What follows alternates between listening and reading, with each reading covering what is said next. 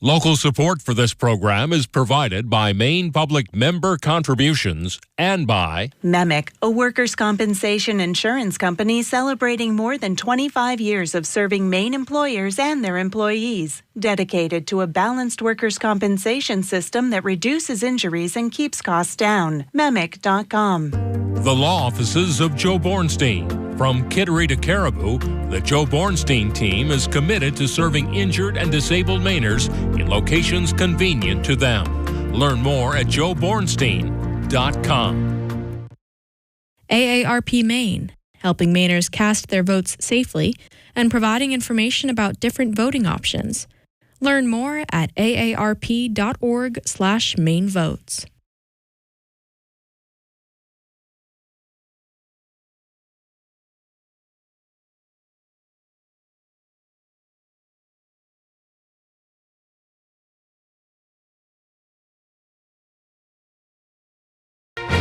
Good evening and welcome to Maine Public's Your Vote 2020 U.S. Senate debate. I'm Jennifer Rooks and we are live at the Augusta Civic Center. For the next hour, we will hear from the 4 candidates in the race on a range of front burner issues with help from Maine Public's senior political correspondent Mal Leary and chief political correspondent Steve Mistler. A few notes on tonight's setup. We are in the auditorium of the Augusta Civic Center to provide safe space for both the candidates and our crew. The candidates are standing 10 feet apart. Our moderators are separated by plexiglass. There are no spectators other than our own crew and a few campaign staffers, and also a handful of journalists who are masked and safely distanced. Now, let's meet the candidates in an order determined before the program by a random drawing. Republican Senator Susan Collins, the incumbent in the race, is seeking her 5th term in office. Sara Gideon of Freeport is a Democrat who serves as Speaker of the Maine House of Representatives. Lisa Savage of Solon is a retired school teacher and union organizer. She's a member of the Green Independent Party, but is running as an independent. And Max Linn of Bar Harbor, running as an independent, is a retired financial planner. Tonight, we will ask each of the candidates questions that have been crafted specifically for them by our news staff, but that will allow them to explain their positions on major topics. The candidates will each have 90 seconds, a minute and a half to respond, and we will grant opportunities for 15 seconds for rebuttals when warranted. Also, because of the distance here, Mal and Steve and I are going to try to project. We are not yelling. We're trying to make sure that everyone can hear what we're saying. The first round is on the Supreme Court nominee confirmation process underway in the Senate this week. In the same order of introduction, we go first to Susan Collins and our own Steve Mistler. Senator Collins, you have said that you do not believe that President Trump's nominee, Amy Coney Barrett, should have a confirmation vote before the election, and you will oppose her for that reason. But do you believe that she is a qualified nominee? First of all, good evening, and thank you for hosting this event tonight. Before Justice Ginsburg died, I made very clear that I thought it was important for us to be consistent and follow the precedent that was established 4 years ago and be fair to the American people and not have a vote on a Supreme Court nominee before the election. 4 years ago when Justice Scalia died, it was very early in the year, and I felt that we could do it. But my view did not prevail, and thus the precedent has been established. So I have not approached the merits of Judge Barrett at this point. What I have concentrated on is being fair, and I don't think it's fair to have a vote prior to the election.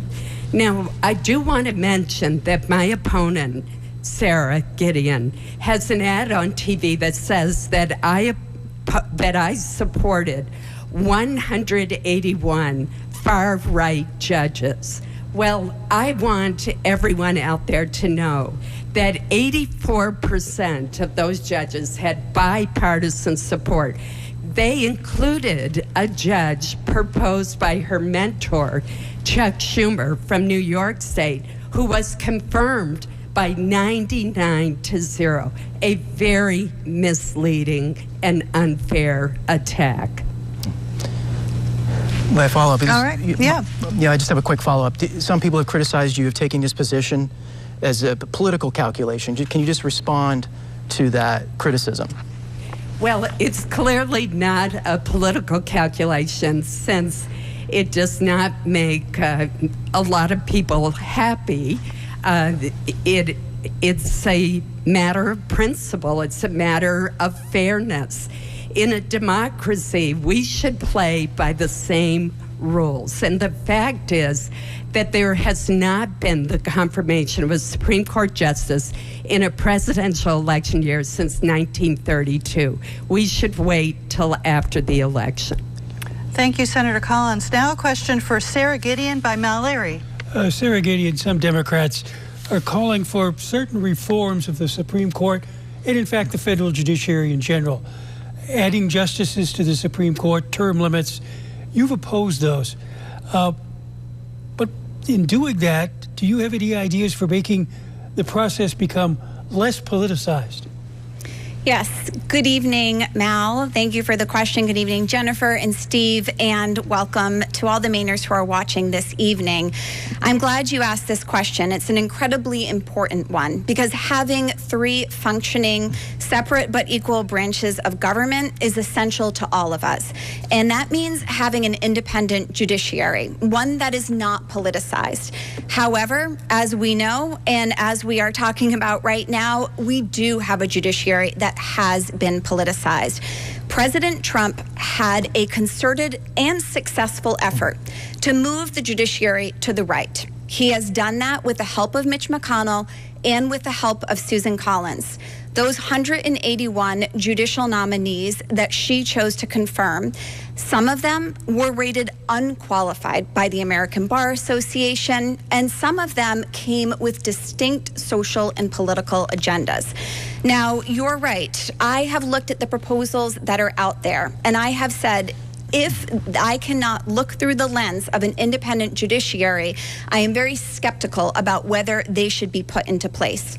How do I think we should get back to an independent judiciary? Number one, I think we should make sure that we have a Senate that is focused on making progress for people. Number two, I think we should go back to having a filibuster in place for judicial nominees. Thank you. All righty. Lisa Savage, a question from Steve Mistler. You have said you might consider term limits for Supreme Court nominations, but for how long would those terms be? And are you worried that if term limits were imposed, that would just basically politicize the process even more, that there would be campaigns every time a judge or a justice is up? Thank you for the question. Thank you for inviting me tonight, and thank you for everyone in the audience. Thank you, fellow candidates. I do believe there should be term limits in place for Supreme Court justices. When the rules were put in place for them to be lifetime appointments, the average life expectancy of an American was 39 years old. We're now up to 79 years old. I think that a reasonable length of term limit would be 18 years.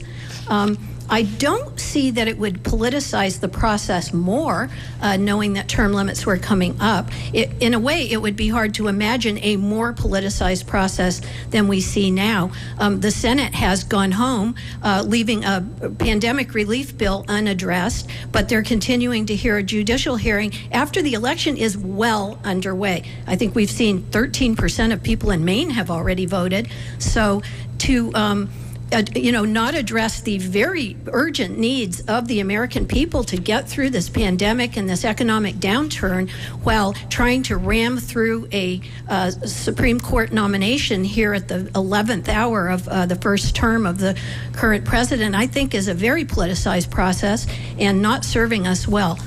So I do believe that the American people also don't appreciate having the Supreme Court nominations be a sort of political football. It is a serious, decision. It's a serious task, and I wish that the Senate would take all their duties more seriously. Just a quick follow-up, if I might. The 18 years that you have cited has also been cited by some scholars who have listed a bunch of pros and cons of that particular term limit. The cons are that most people think that, or some people think that the lifetime appointment actually protects the judges from political pressure because they can outlast presidents or senators, for example. What do you think of that argument? Well, I think that 18 years is plenty to outlast a president, since a president at most could serve 8 years. I don't really see that, most people that ascend to the Supreme Court are already fairly advanced in age. They're not elderly, but they are adults and they've had a judicial career behind them. So adding 18 years onto their career, I don't really see how that would politicize the process more. All right. And now Max Linn. Mal, a question for him. Max, you said in the first TV debate that you wouldn't have voted for Justice Brett Kavanaugh, and you criticized Senator Collins for her vote. What is it specifically that you believe should have kept Kavanaugh off the bench? Well, thank you for your question, Mal. And it's good to be here with all of the other candidates. But it was real clear what we need, especially in Washington, is unity. And what we see is the exact opposite by the political class. The Republicans always fight the Democrats. The Democrats always fight the Republicans. We can go back to nominees from Judge Bork to just when Obama was in office. There's always controversy on the other side. What I didn't like is I feel Judge Kavanaugh was qualified, but there was so much controversy in that. It really divided the country. It was such an easy time to say, no, thank you, as opposed to Amy Coney Barrett, who I'm the only one up here who supports that. And we all know when presidents are running that they will have an opportunity to appoint Supreme Court justices. We know that. And that's why the presidential election is always so important, and as this one is. And I'm the only one up here. I would have supported Obama's nomination for Supreme Court. I think it's the president's job in the Constitution to do that. I supported Susan Collins in her last time. In fact, I put up signs for Susan Collins. But it seems like this time she's completely abandoned the conservative party as a political move. And I'm the only one up here supporting President Trump in his reelection, supporting the Supreme Court nomination. I'm the strongest supporter of gun rights up here. And so I ask our viewers, the question is, how can a Republican today still support Susan Collins? All right, Max Linn, thank you. Mal, do you have a follow-up? One of the big concerns about Justice Kavanaugh was his judicial temperament. That came out pretty clearly during the confirmation hearings. Well, what it came out was that really was more of a distraction to the people. I mean, it was outrage. I mean, we saw that's what brought the competition from the Democratic Party when the outrage was there. And and again, someone new being under the lights here and not being a career politician like Susan and Sara, there is a nervousness and there is a newness under here. So I look at Judge Kavanaugh as a qualified person. I don't think very few people come there that aren't qualified for the job, but there was just too much distraction. Thank you. And but with the Republican and Democratic Party. Thank you. Now to the issue of COVID-19 and the government's response. Changing the order, we're going to go first to Lisa Savage with a question from Steve Mistler. Lisa, you believe in Medicare for all, and I believe you've called it a people's bailout and for the coronavirus pandemic. How much money would you propose giving to American families to help them through this difficult time? Well, thank you for the question about a people's bailout.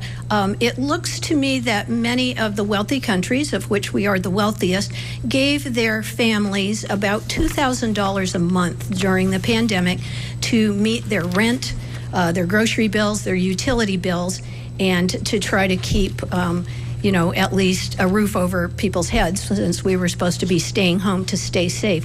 I think about $2,000 a month would be reasonable. Certainly, it wouldn't meet most of our household expenses that are here at this debate tonight. However, so far, the American people have gotten $1,200 once.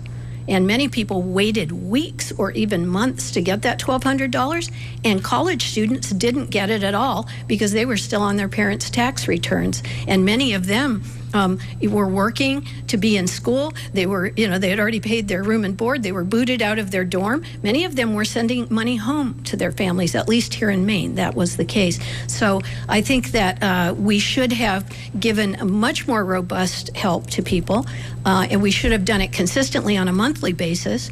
And we should still be doing it. I believe that nearly 1 in 4 workers in Maine lost their employment when the pandemic recession hit, and many of them lost their health care at the same time as well. Those people definitely need support from the government in this health emergency. Just to clarify real quick, do you mean $2,000 per person or per household? Per household. Thank you. All righty. Now we're going to go to Susan Collins with a question from Leary. You've said that you support more funding for the Paycheck Protection Program, additional money for unemployment, for schools, for local governments. Would you support changes in the PPP that would benefit small businesses as opposed to the large corporations? As you well know, a lot of large corporations swooped in and took a lot of that money in the first round. Actually, Mel, I'm very proud of having been the principal author of the Paycheck Protection Program. It has provided some 28,000 small businesses, that's 3 out of 4, in the state of Maine with $2.3 billion in forgivable loans. And what has been most important is it has helped to sustain paychecks, including benefits, for more than 250,000 Maine workers. And contrary to the implication of the question, the average size of a business that received those loans had 7 employees. 7. So I'd like to see another round of PPP that would go to our hardest hit businesses, such as our restaurants and those in the tourism industry. By contrast, Sara Gideon on April 28th put out a Facebook post in which she said, "I'm personally pledging to work immediately with my colleagues to focus our efforts on getting aid to small businesses. But in fact, the legislature's been out of session since March, and she has done nothing." Senator, just this afternoon, Mitch McConnell announced he will not bring the president's proposal for $1.8 trillion to the floor. He won't bring the House Democrats' proposal of $2.2 trillion to the floor. He'll only bring a $500 billion package. Is that enough to provide the aid that you think is necessary? The $500 million package is a start, but it is not enough. We surely, at this time of a persistent pandemic, ought to be able to come together and produce a package. The president, as you mentioned, has said that he can go to $1.8 trillion. You know my priorities. You mentioned them in your question. They include aid to localities directly, more testing, schools, another round of PPP, help for our first responders and our healthcare providers. Those are all important. The House bill, we've had 2 House bills passed. One was clearly not a realistic bill that was over $4 trillion. But the more recent House bill, which is about $2.2 trillion, offers a way for us to get to a compromise, and that's what I support. But thank you. Senator, will you vote against that $500 billion? I'm sorry, I couldn't hear you.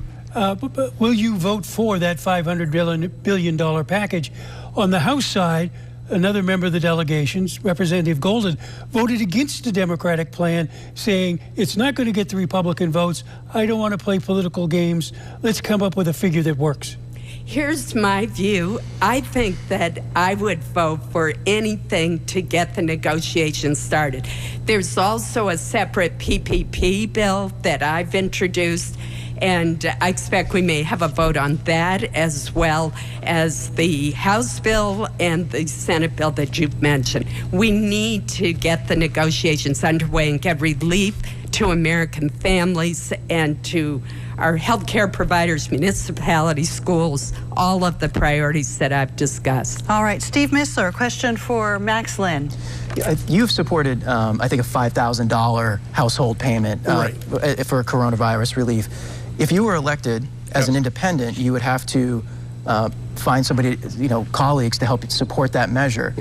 Which party do you think is more supportive of that level of spending? Well, really, we have no conservative party, and we have no small government party anymore. And as I hear the other candidates up here, it's clear to me that not one of them have a clue about economics and finance. What all three of these candidates are doing is they're bankrupting America even more than it is. We heard opponent to my left, Lisa, talk about we're the wealthiest country. We're not. We're the most in-debt country. We don't even have a Secretary of Treasury. We have a Secretary of Debt. We are a bankrupt country. We're a bankrupt state. Susan talks about the PPP program. Mel, you said it best. Susan, I know you put your name on it and you can't do anything, but it's been an absolute disaster. It's been cherry-picked by the big corporations. They wrote the legislation, and there's fraud everywhere in the paper. We see it. It's been a catastrophe. To answer your question, we realize that really Sara's not running against Susan. Susan's not running against Sara. They're just representatives. They're the faceplates of the Republican and Democratic establishment. The true independent voice representing Maine is right here. With me as your next U.S. Senator, whether Trump is in or Biden is in, either administration will have to come to Maine, because Maine will stay all influential. We're the most influential state in America right now, and a wasted vote for Sara Susan, Maine gives that up. So I would negotiate with whatever party's in office to get that $5,000 to every Maine family. And finally, Mal, Leary has a question for Sara Gideon. You have said that Republicans, Democrats, Independents in Maine came together in response to the pandemic. But didn't you lose the opportunity to call a special session by not narrowing the focus of that call to just dealing with the pandemic issues? It seems the Republicans were saying, we don't want to take up 400 plus bills. Thank you. Do I have an extra 15 seconds to respond as a rebuttal as well? Sure. Thank you very much. So I want to point out, first of all, that Maine has the second lowest rate of COVID infection in this country. And at the same time, Maine also, on an index of 0 to 100, is rated a 93 in terms of economic recovery. Neither of those things are an accident. They are about the leadership that has happened here. And that is in direct contrast to what we have seen happen on the national level with the lack of leadership from the federal government. More than 215,000 Americans who are dead, and an economy overall in the nation that is in shambles. Now, here in the state of Maine, I am proud of us coming together. I've never seen Democrats, Independents, and Republicans come together so swiftly. I am sorry that my Republican colleagues got caught up in the politics of Senator Collins and the national GOP in refusing to even answer a poll to come back. But I want to just point out and ask a question, because leadership matters very much. And as we have seen this failure of leadership from President Trump, and as we have seen Senator Collins simply say that his response has been uneven to COVID, and as thousands of Mainers are going to the polls and voting, Senator Collins, who has her ballot in hand, has still not told us who she thinks should be leading. And this matters because it is about what you think of leadership in this country. Senator Collins, it is not about people needing your advice. It is about who you are and what you think of what's happening in this country. Senator Collins, would you like to respond? I would like to respond because Sara just talked about leadership. And leadership is what I've shown in dealing with this pandemic. I came up with the concept of the Paycheck Protection Program. It is the most successful part of our response to the economic devastation caused by the coronavirus. I don't know how Sara can stand there and claim credit for Maine having one of the lowest rates of COVID infections in the country. I'm very happy about that, but the fact is she hasn't been at work for 6 months. And her only discussion with the Republican leader in the House was just once during that 6 months, and it was less than a minute. All right, Sara, I'm going to let you respond, and then Mal, I'm going to have you ask a follow-up because I know you want to. Go ahead. Sara, go ahead. Thank you very much for that opportunity. In fact, all legislators have worked very hard. It might be a little bit different than what we see in the Senate, where 5 months, more than 5 months after the last COVID relief legislation has come forward, as states, as municipalities struggle to keep services running, and as individuals worry about whether they're going to be able to stay in their homes, you are deflecting on the job that is not being done. All right, Mal.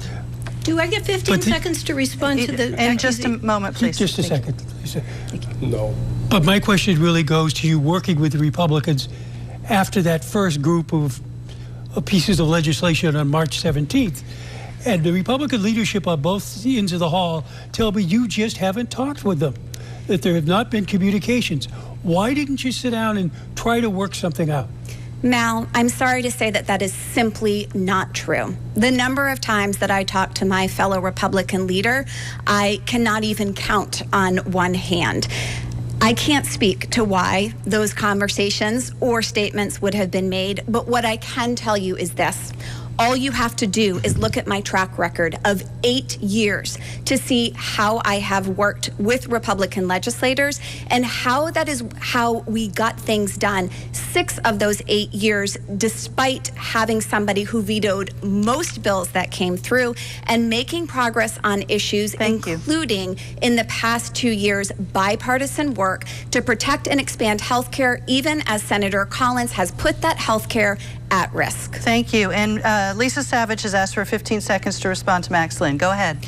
Yes, well, I don't think that I have been bankrupting the country with my teacher's salary for the last 25 years. However, I have been working very hard to bring attention to the fact that both Republican leadership and Democratic leadership vote for $750 billion a year, every year, year after year, for the Pentagon budget. That is what is driving the debt of this country, is 20 years of war on borrowed money. All right, well, we're going to move on to the issue of health care. We are mixing up the order, this time starting with Sara, Gideon. Mal.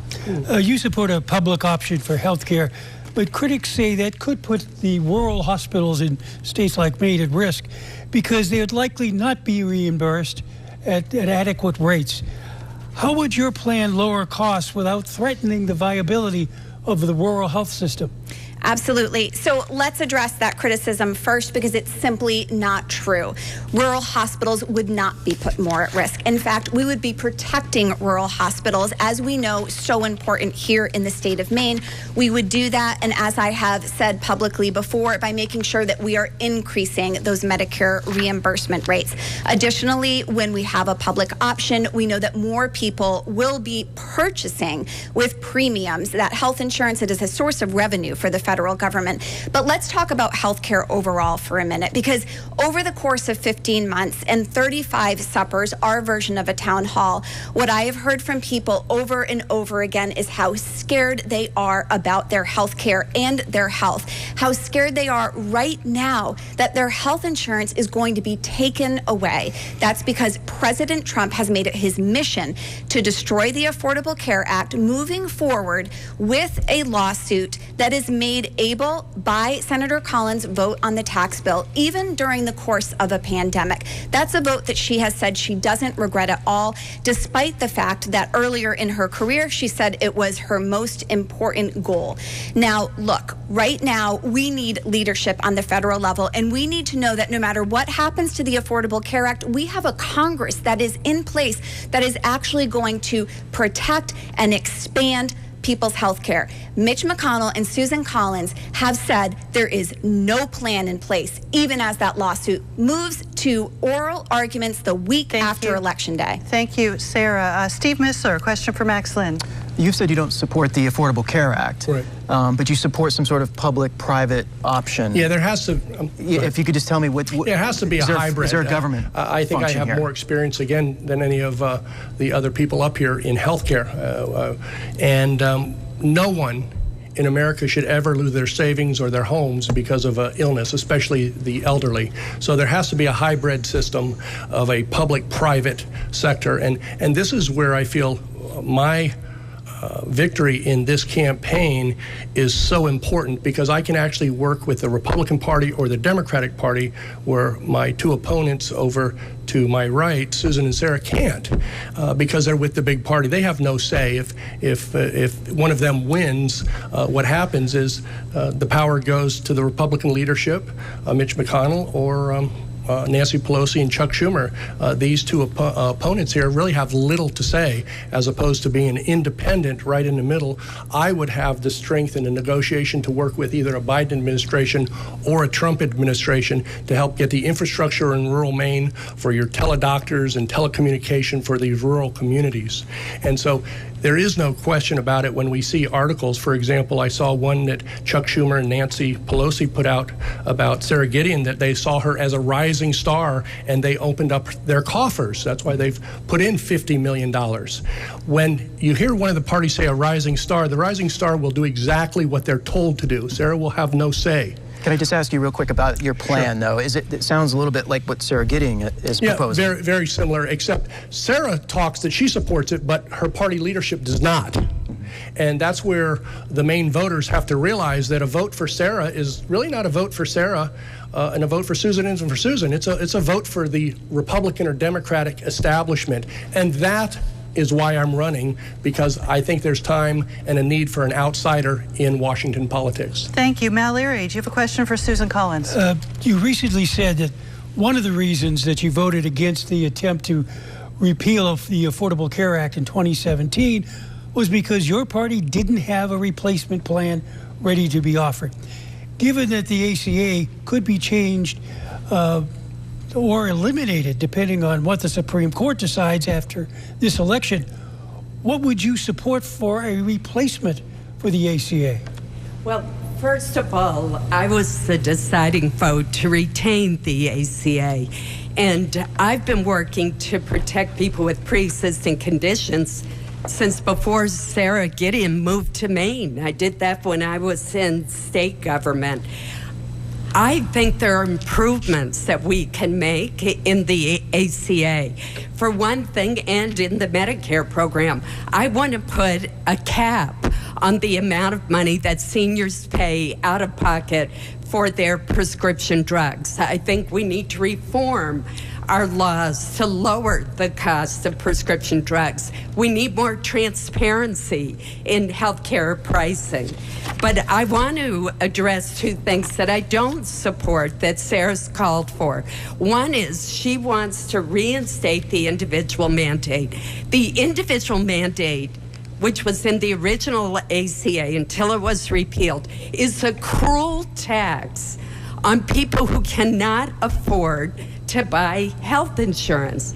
It is a tax that 80% of the people who have paid the penalty make under $50,000 a year. She also wants a public option. That's the first step to a government takeover of our healthcare system, and I do not support either reinstating the tax that people have to pay under the individual mandate, nor a public option. Sara Gideon, 15 seconds to respond. Thank you. I appreciate that very much. You know, what's going to happen, first of all, Susan Collins cannot have it both ways. She cannot say that she has supported pre-existing conditions when she voted for the tax bill that took the individual mandate away, when she knew that that would make the bill, the law potentially unconstitutional. You signed on to an amicus brief stating exactly that, and that is why that lawsuit is there right now. Now, the individual mandate is gone, and what I think we have learned is that it is better to have a carrot than a stick, which is why with a public option, I would want to include generous tax credits to make sure that we can capture those people between 133% of the poverty level and 400% of the poverty level who right now cannot afford health insurance. Thank you. Next to Lisa Savage. I deserve a rebuttal. Sure. If I may. Yes. since Sara did criticize me in her response, let's be very clear about what the individual mandate is. It is telling someone that they may have to pay $6,000 a year for insurance, even though they can't afford it, or they have to pay a $1,000 fine. I don't think that that is right. The amicus brief that the Democrats have filed now before the Supreme Court quotes 2 letters that I have sent to the Justice Department saying that the Justice Department has a duty to defend the ACA because it's a duly enacted law. So, and when it comes to rural hospitals, the studies say that 15 of Maine's 34 hospitals would close because of the reimbursements under the public option. All right, I want to give Lisa Savage a chance to have a question. Go ahead, Steve. You support Medicare for all, but as you witnessed just now, there is a major political hurdle towards achieving that. What would you support in the meantime to ensure that there's greater access to health care? Well, you know, we're looking at 2 parties that both accept money from health insurers. So the people that have put profit into healthcare and made it into a commodity rather than a human right. The majority of people in Maine want Medicare for all. The majority of people in the United States want Medicare for all. Instead, we have Republicans who have no health care plan, essentially, and we have Democrats who want to make it more affordable but keep the profit in health care. The people want real health care. They don't want health insurance. They want health care that they can afford to use and that they can count on when someone in their family becomes seriously ill so that they do not lose their home or lose their life savings because of an illness. I think that if people listening to this debate would go to my website, which is lisaformaine.org, and look at my health policies, I believe you will find the majority of people will agree with my approach. And if you find that you do agree with my approach to health care, you can rank me first and show that that is what you want. Having big money influence in Washington has not gotten us a healthcare system that we can really use, and it's very expensive and has bad health outcomes compared with other nations that have a good universal healthcare system in place, which is most of the other nations in the world. Thank you, Lisa Savage. We are going to stop the action for just a moment and take a quick break. When we come back, we hope to talk about climate change, foreign policy, and more. Stay with us. Critics have called the Choice 2020 smart as ever and never more important. Explore the Frontline Transparency Project. I think my dad would have done that differently. Where you can dig into the complete interviews from the Choice. And Joe is always able to say, yeah, I didn't handle that quite right. Fair, trusted, and transparent. The Choice 2020. Watch an encore presentation October 27th, 9, 8 Central, only on PBS. Well, we're going to have to see what happens. You know that I've been complaining very strongly about the ballots. Is America headed for a constitutional crisis? I'm being facetious. I said, what country are we in? Jelani Cobb investigates the early warnings and allegations of voter suppression. Tune in or stream starting October 20th, 10, 9 Central, only on PBS.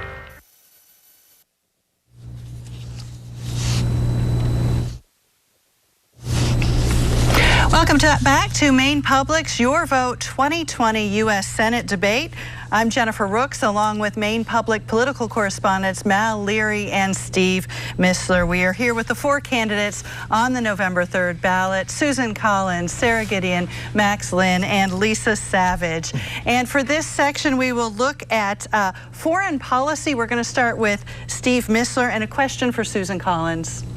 Senator Collins, you voted for the 20-year-old authorization resolution that has been the basis for military action in Iraq, Afghanistan, and other conflicts. Do you regret having taken that vote? And if not, what do you believe that there should be some more restraints, that Congress perhaps has abdicated its responsibilities to check executive use of American war power? I made the best decision I could at the time, and I do not regret that vote. You may recall it was after the attacks on our country on 9/11, and Osama bin Laden, who was the leader of al-Qaeda and led those attacks, had sanctuary in Afghanistan, so that made sense to me that our troops would get involved. I would say, however, that you're raising a very important issue, and it has to do with the constitutional responsibilities of Congress versus the commander-in-chief. I have joined with Senator Tim Kaine, a Democrat from Virginia, in trying to make clearer the parameters of when the president can commit our troops to sustained hostilities. I think this is a very important issue. I think we need to modify the authorization for the use of military force. And I led the effort in the Senate to prevent the president from committing American troops on a sustained basis in any hostilities with Iran. That's Congress's job. All right. Thank you, Senator Collins. And Max Linn, the same question for you. Do you believe the authorization resolution is overused? And what is your criteria for going to war? Thank you. With my two Republican and Democratic opponents, remember, Mainers, they represent the political class, which is a warmongering machine. We've seen that in 20 years.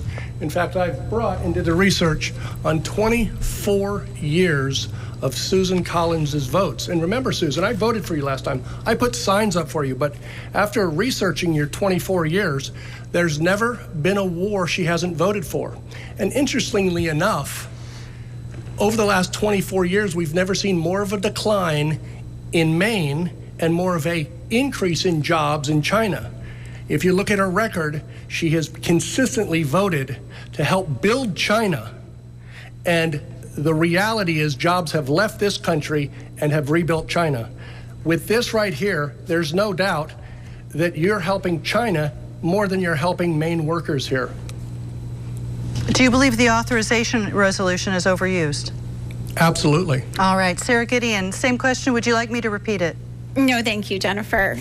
Congress absolutely does need to reassert its authority. The authorization for the use of military force is overused, especially as we see how this president has made us less safe in terms of how he conducts foreign policy, basically making unilateral decisions without consulting people in diplomacy or military experts. We need to have a foreign policy that actually is well thought out and that is acknowledging the actual challenges in front of us today, whether that is cybersecurity, whether that is making sure that the existing nuclear stockpile is kept safely maintained, whether that's thinking about how the climate crisis or the public health crisis in front of us is able to be approached in a global manner with our allies and coalition building. Leadership matters in this case, and it's why I keep asking Susan Collins who she is voting for president. Lisa Savage, same question. Would you like me to repeat it? No, I think I remember the question. Thank you, Jennifer. So the authorization for the use of military force is not intended to last for 2 decades. Yes, it has been completely overused. I have a theory about why, and that is that Congress is abdicating its responsibility here and making it so the executive branch looks like they're holding the bag for these wars, because wars are very unpopular with the American people. The American people don't want to be at war for 20 years, and we're sending working class kids to fight wars for profit. Once the United States began only manufacturing weapon systems and offshoring much of its other manufacturing capability, wars became a marketing scheme. And especially a war on terror, where are the metrics that you will know when you have won a war on terror? When will you declare victory exactly? Terror is an abstract concept. It's a strategy that some people use to instill fear in others and control them. So, yes, I think the authorization of the use of military military force is much overused. Because we're mixing up, this question will be again for you, Lisa Savage. Topic now, climate change. Steve Mistler. You're a big supporter of the Green New Deal, which critics have noted that because there could be some tax on gas or heating oil or carbon, that could disproportionately hurt people in rural states like Maine and low-income people. What do you say to that criticism, or how would you offset the potential burden that would create for those folks? Thank you for that question. It is something that I think about because Maine, many people are struggling economically in Maine. I know that the bill that's before the House now about a carbon use fee does have provisions in it to give a rebate, so to speak, to people whose income is low enough to qualify for it.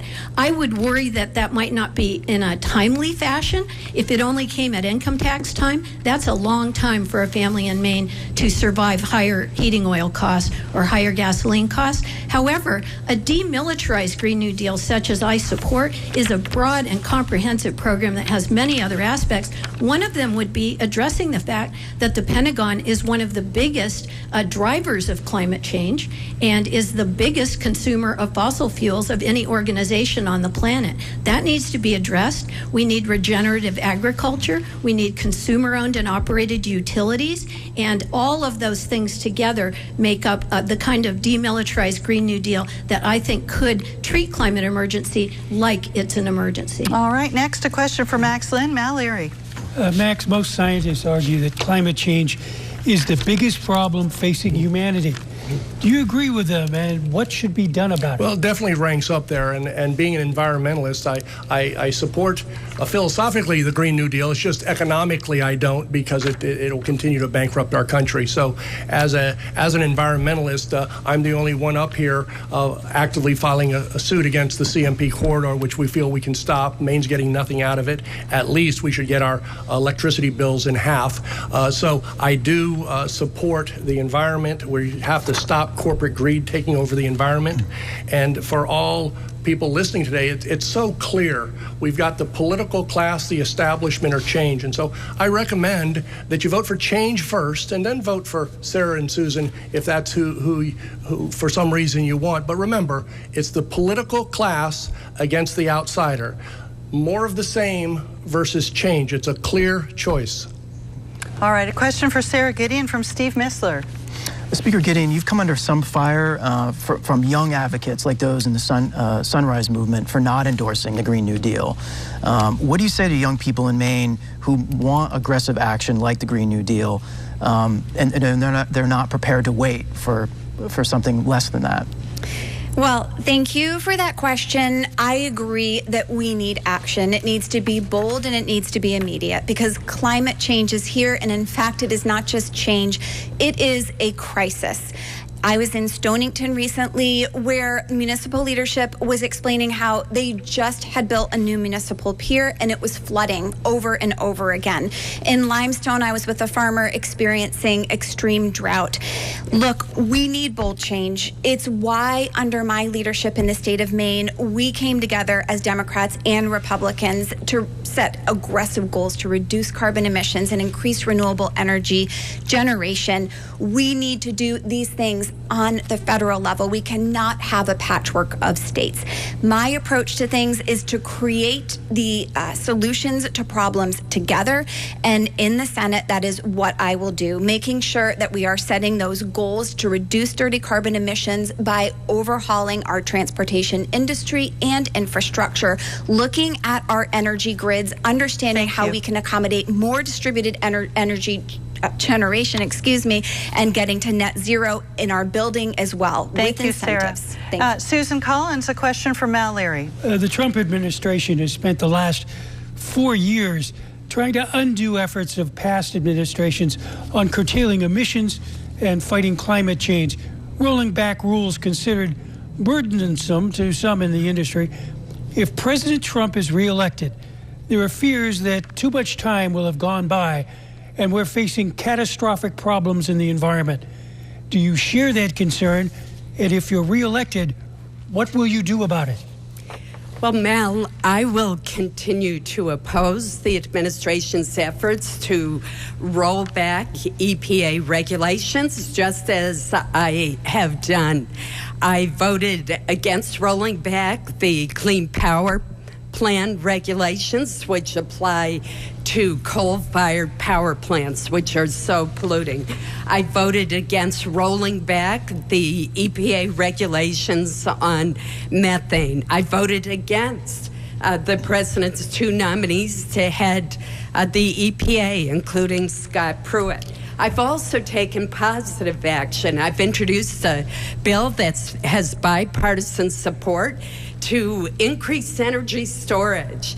But what I won't do is what Sara Gideon wants to do, and that is put a 40-cent per gallon tax on home heating oil, propane, gasoline, diesel. That would be a disaster for our families, our farmers, our fishermen. All right, we're tight on time. Sara, if you could do it in just 5 seconds. Very quick rebuttal. Susan Collins is saying something that's false, and she absolutely knows it. Okay, thank you. We're going but I have to. We're going to run out of time. We need to go on to the topic of racism, which many say is systemic in America and has come, to the fore in the wake of the death of George Floyd and others by police. We're going to go first back to you, Sara, and a question from Mal Leary. You supported criminal justice reform, banning chokeholds, eliminating profiling. Are you talking about a federal law that prohibits these practices? Thank you for that question. Yes, I am. Look, we do have a problem in this country with racial injustices, and we see it through so many of the institutions around us. That includes access to health care, access to education, rates of poverty, and the interactions of people of color with the criminal justice system. We do need to make change. We need to ban racial profiling. We need to increase racial bias training, and we need to ban practices that can get people killed, like chokeholds, as well as creating a national database for misconduct so that police officers would not be hired again in another place. All right. Steve Mistler, a question for Max Linn. Thank you. You have said you want my police tough and mean when they need to be and soft and gentle when they need to be. Yeah. So what do you do when they're being tough and mean when they don't need to be? Well, I'm all for, unlike our Democratic opponent, again, she has her ideas, but they don't matter. Because if she's your next senator, it all goes to Nancy Pelosi and Chuck Schumer. Mm-hmm. She has no say. She'll be assigned to a committee. It's all hyperbole up here. She says they're coming together. There's been no more vicious ads. Yeah, I would just like to know situation, what I'm sorry, go ahead. Yeah, if you could just explain what you would want. Well, yeah, the training should not come from Washington, or the training needs not come from the governor's office. It has to come from each police department. We have a majority of our police men and women are great women. There might be 1% are bad, and it's the parties, the political class that highlights those minorities. And Mainers, you're smart enough to know you've got a clear choice this November 3rd. You want more of the same, or you want change? You want political class, or you want outsiders? It's crystal clear. You know what you need to do. All right, Lisa Savage, a question from Mal Leary. Lisa, you've called for demilitarizing the police. What do you really mean by that? Does that mean taking away equipment from local police departments here and across the country? Yes, Mal, that does mean taking away the equipment. The Pentagon funnels military equipment to municipal police departments, and then when we see people out in the streets because they're upset that someone's been killed by the police, they're faced with military-grade weapons, tanks, LRAD weapons and things that are very inappropriate for a police force to be using for what are often nonviolent. There are people marching and they're upset that someone has been killed by the police in the street. So I think that the Pentagon has used this program as a way of getting new equipment themselves. Again, it's kind of corporate welfare because Pentagon contractors are some of the wealthiest corporations on the planet, and the more they sell, ka-ching, the more their bottom line looks good. So I do feel that demilitarizing the police and defunding the police and investing the money in community solutions that we know research shows reduce crime, reduce the things that lead to having, a police force out with tanks pointed at American citizens. Thank you. And finally, Susan Collins, a question from Steve Mistler. You've said you support criminal justice reform, but do you think that Congress should overhaul the laws around a qualified immunity, which would allow more civil suits against police officers who are involved in shootings that may get them off the hook? Well, I think that we want to hold responsible individuals, and they're very few since the vast majority of police officers are brave, honorable people. But we do want to hold them responsible by charging them criminally. I'm concerned about the liability laws, which apply more broadly. And I think the best approach is to pass Senator Tim Scott's Justice Act. It does create a national registry. That's something that there's some agreement on here tonight, so that a police officer who's been disciplined or fired for the use of excessive force can't simply go to another community and be hired without it. It also would make lynching finally a federal crime, something I've supported for a long time, and it would restrict federal funds if certain reforms are not in place. But I adamantly oppose defunding the police. Thank you. And that has to be the last word. I want to thank all the candidates and my colleagues, Steve Mistler and Mal Leary. You can see this debate in its entirety on demand at mainepublic.org anytime. Thank you from all of us here at Maine Public Broadcasting. Thank you to everybody at the Augusta Civic Center for hosting this debate tonight. I'm Jennifer Rooks. For Steve Mistler and Mal Leary, good night.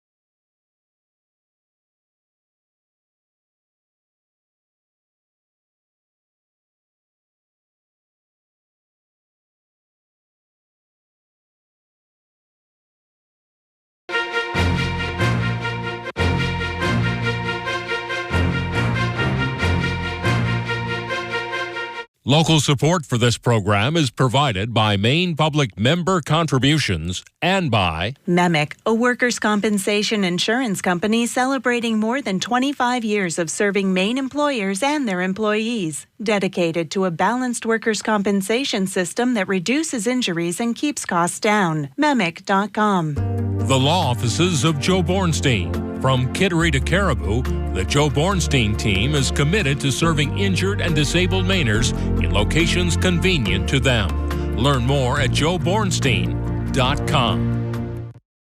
AARP Maine, helping Mainers cast their votes safely and providing information about different voting options. Learn more at aarp.org/MaineVotes.